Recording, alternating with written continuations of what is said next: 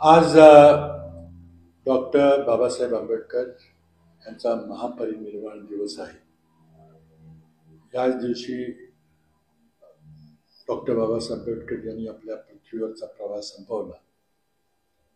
परंतु त्यांचा विचार, त्यांनी देशाला दिलेलं संविधान हे या देशातील जनता कधी विसरणार नाही.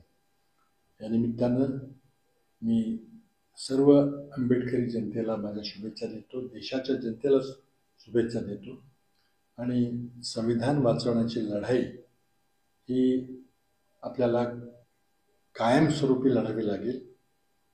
त्याबद्दल डॉक्टर बाबासाहेब आंबेडकरांनी आपल्याला जो आदर्श घालून दिलेला आहे, त्या शेवटच्या क्षणापर्यंत संघर्ष करत राहणं हाच उपदेश त्यांनी दिलेला आहे. त्या उपदेशावर आधारित मला खात्री आहे की महाराष्ट्रातली सर्व जनता पुन्हा नवीन प्रेरणा घेऊन आणि संविधानाच्या विरोधी ही लढाई अधिक ताकदीने लढेल, अधिक बळकट करेल.